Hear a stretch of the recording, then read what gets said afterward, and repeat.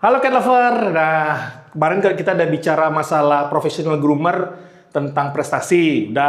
Kemudian professional groomer tentang jenis-jenis grooming. Nah, kali ini kita mau tentang professional grooming tapi gimana kondisi tempat groomingnya itu, kan? Nah, jadi di professional grooming itu tempatnya itu benar-benar memperhatikan kesejahteraan hewannya, keamanan hewannya, kenyamanan hewannya, terutama khusus kita di kucing ini, kita tidak campur dengan hewan lain. Jadi di tempat grooming ini hanya bisa kita grooming khusus kucing saja ya Cat Lover. Kenapa? Karena supaya kucing tidak stres, tetap nyaman, tetap tenang, dan bisa membantu menurunkan kucing-kucing agresif itu yang tingkat agresifnya tinggi, kita bisa turunkan menjadi lebih kalem gitu ya. Nah, sekarang ini kita berada di posisi, jadi gini Cat Lover, kita ada 3 ruang grooming kita dibagi 3 ruangan. Ruangan antrian, ruangan tempat mandi, sama ruangan groomingnya. Nah, itu terpisah masing-masing dan tertutup. Jadi istilahnya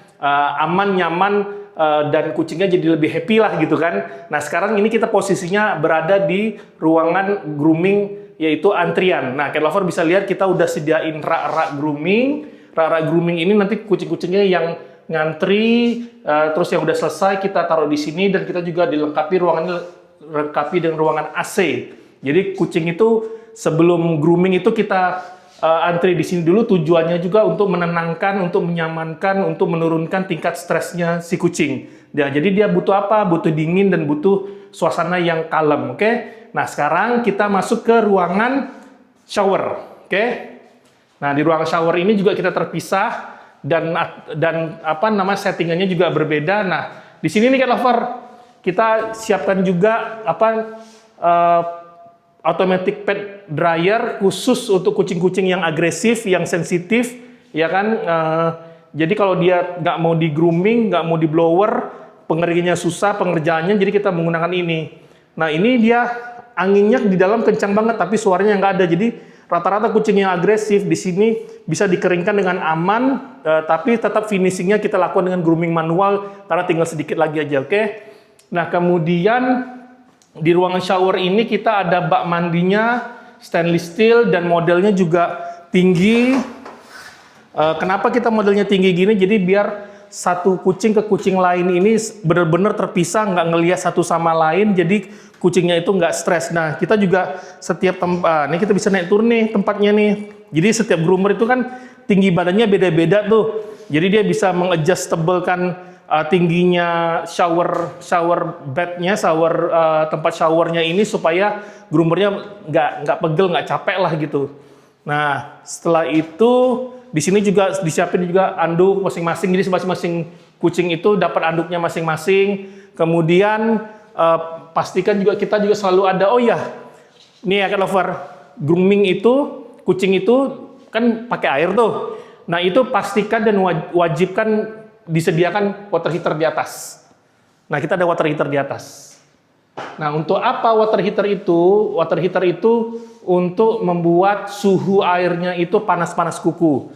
Itu kalau di kondisi yang panas, suhu udara luar panas. Jadi kita pakai panas-panas kuku supaya kucingnya tidak stres, tidak melepuh. Nah, kalau di musim hujan, di musim dingin, kita akan menaikkan suhunya, kita atur lagi naik suhunya agak anget, supaya kucingnya tidak gampang demam. Jadi Cat Lover nggak usah khawatir kucingnya demam, Cat Lover nggak usah takut lagi kucingnya kenapa-napa. Mitos itu kalau yang namanya hujan itu bahaya grooming untuk kucing. Tapi memang bahaya untuk grooming kucing kalau di tempat groomingnya itu nggak profesional dan tidak tersedia water heater ya. Oke, kita masuk ke ruangan grooming. Nah, ini dia. Ruangan grooming kita juga khusus dan spesial, kita atur supaya groomernya nyaman, kucingnya nyaman juga, nggak kalah lah kondisinya dengan salon-salon manusia. Nah, ini kita setting ala-ala barbershop. Oke, kita setting ala-ala barbershop. Jadi ini juga dilengkapi dengan AC, kita di ruangan tersendiri juga, kedap. Jadi di sini misalnya blower, di situ lagi mandiin kucing, nggak kedengaran suara blower yang kenceng, jadi kucing yang lagi mandi pun jadi lebih tenang, lebih nyaman. Nah, ini mejanya, alat-alat perawat guntingnya, pembersih telinganya, blowernya, Nah, ini keranjang-keranjang setelah penggunaan penggunaan kucing untuk setelah dia mandi, kita pengeringan. Nah, ini kita juga tempat cat groomer kita juga kita siapkan juga safety untuk sarung tangan supaya dicakar atau apa, jadi sama-sama nyaman gitu kan, jadi nggak khawatir. Nah, inilah kira-kira kondisinya. Jadi kenapa kita bikin setting seperti ini? Karena memang kita memikirkan kalau lingkungannya dingin, adem gitu kan, terus terpisah, nggak mengganggu ruangan satu sama lain. Jadi kucingnya juga jadi lebih nyaman, lebih aman dia kita kerjanya, dan groomernya juga nggak kepanasan. Terus fokusnya juga tetap stabil.